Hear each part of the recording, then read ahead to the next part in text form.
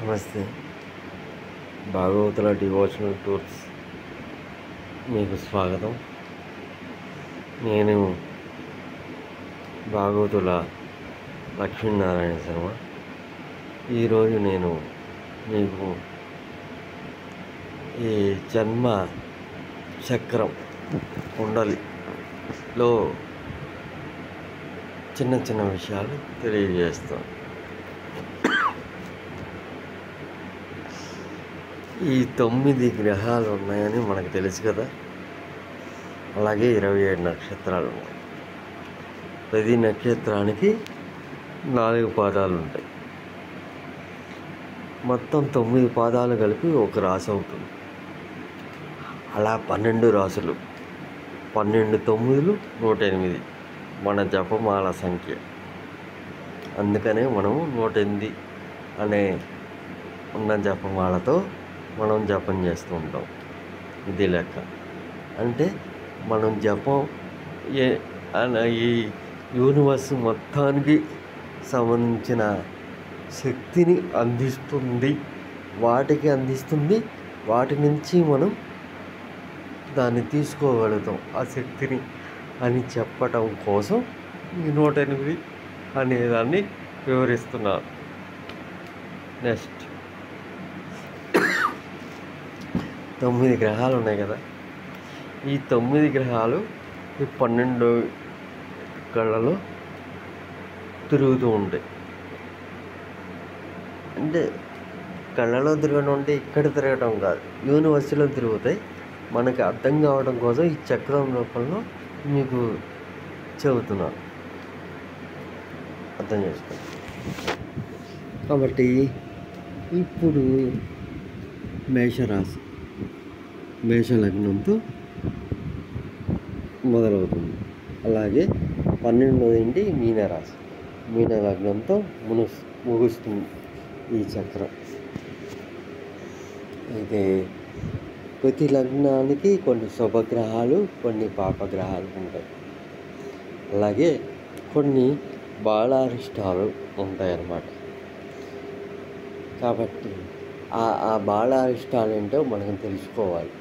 ఎందుకంటే మనం బాల్యం దాటితేనే కదా మిగతా దశలు అనుభవించేది. కాబట్టి బాలారిష్టాలు కనుక ఉన్నవాడు దాన్ని దాటి ముందుకెళ్ళటం కష్టమని వాటికి సంబంధించిన అనుష్ఠానాలు బ్రాహ్మణుల చేత చేయిస్తారు. అందుకని ఇది చాలా ముఖ్యం అన్నమాట. ఆ విధంగా నవగ్రహాలు ఏ ఇంట్లో ఉంటే బాలారిష్టం అనేది తెలుసుకుంటే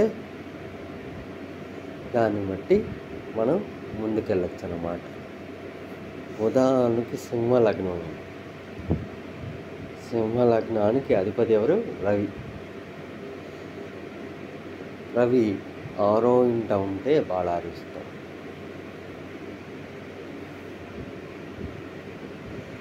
చంద్రుడు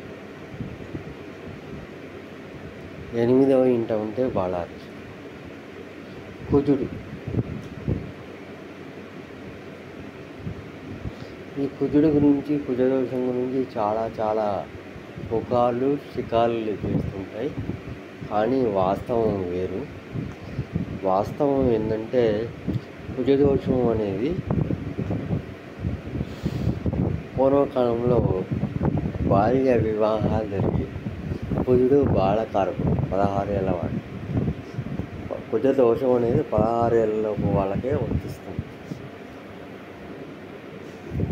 కాబట్టి ఆ సమయంలో కనుక కుజదోష సమయంలో పెళ్లి చేసుకున్న వాడు ఉంటే ఈ దోషం వర్తిస్తుంది.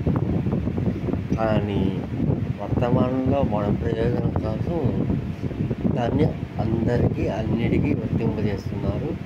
అందులో కొంతవరకు నిజం ఉంది, కొంతవరకు అబద్ధం ఉంది.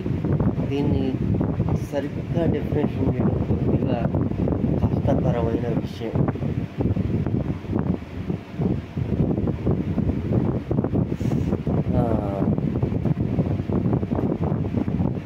జన్మ లగ్నానికి 2, 4, 6, 8, 12 ఈ స్థానాల్లో ఉన్నప్పుడు కుజదోషం అంటారు. అలాగే నెక్స్ట్ కుజుడు కన్యా మిథున లగ్నాలు చతుర్థంలో ఉంటే బలాలు.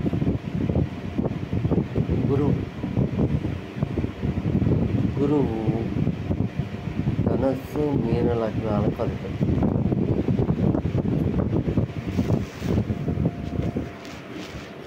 ఈయనకి కర్కాటకం నీచ, మకరం నీచ.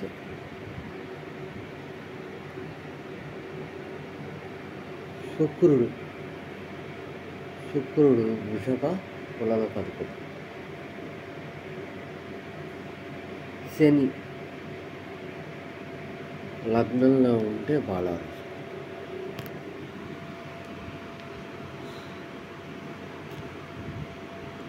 అంటే పుట్టిన లగ్నం, అవి కూడా కొన్ని లగ్నాలే. ఈయన మకర కుంభాలకు అధిపతి. ప్రస్తుతానికైనా మొన్న మార్చి 29న మీనంలోకి వచ్చాడు.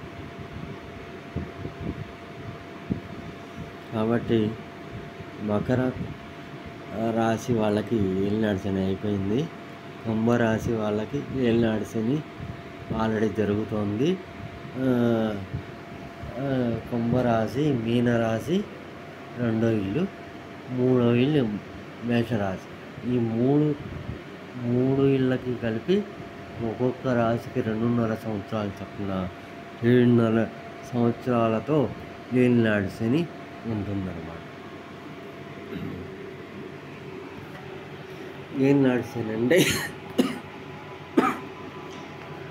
పెద్దగా భయపడాల్సిన పని లేదు.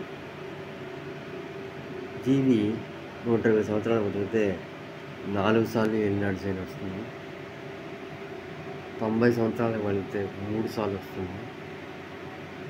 60 సంవత్సరాలు బతికితే 2 సార్లు వస్తుంది.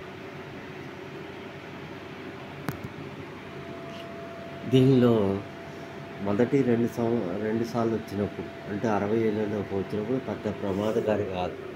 ఆర్థిక ఇబ్బందులు, మందు కలహాలు, శత్రుత్వం, అప్పుల బాధలు ఇవన్నీ కలిగిస్తుంటారు. కాళ్ళ నొప్పులు, ముఖ్యంగా మోకాళ్ళ భాగం నుంచి పాదాల భాగానికి ఈయన కారకుడు అవుతాడు.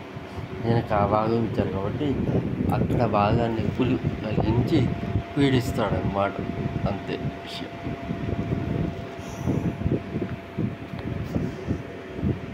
ఈయనకి విప్పనాద ముని స్తోత్రం అని ఉంది. దశరథ ప్రోక్త శని స్తోత్రం, ఈ 2 పారాయణ చేసినట్టయితే ఆ దోషం పోతుంది. రాహు, కేతువు ఈ గ్రహాలు కాదు, ఛాయాగ్రహాలు. ఛాయ అంటే నీడ. మనం నిలబడినప్పుడు మన నీడ పడుతుంది కదా, అలాగే రాహు ఒక మనిషిని ఆయన చెడుగా ఉన్న స్థానాల్లో కనుక ఉంటే లగ్నానికి 18 ఏళ్ళ పాటు ఆయన దశ ఉంటుంది. ఆ టైంలో 30 తిప్పలు పెట్టి 3 చెరువుల నీళ్ళు తాగిస్తాడు. శనివత్తు రాహువు అంటారు. అంటే శని మహర్దశ రాకుండా రాహు మహర్దశ వచ్చిన జాతకులకు రాహువే శనిలాగా పీడిస్తాడు. అలాగే కుజవత్ కేతు అంటారు. అంటే అర్థం ఏంటంటే కుజుడు దశ రాకుండా కేతు దశ వచ్చిన అప్పుడు కుజుడు యొక్క ప్రభావం చేత కుజదశ యొక్క మంచి చెడు ఫలితాలను కేతువే ఇస్తాడు అన్నమాట. కాబట్టి శనివత్ రాహువు, కుజవత్ కేతువు అంటారు అన్నమాట. అది ఈయన కళ్ళకు సంబంధించినవాడు, చక్షుకారకుడు అంటారు. ఇంకా కేతువేమో మోక్షకారకుడు అంటారు.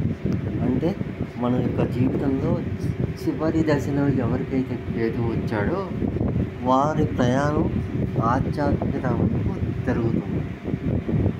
అలా కాకుండా దీనికి బాల్యావస్థలో కనుక కేతు వస్తే వాడి జీవితకాలం ధన సంపాదన అనే మోహంలో పడిపోయి సర్వనాశనం అయిపోతాడు.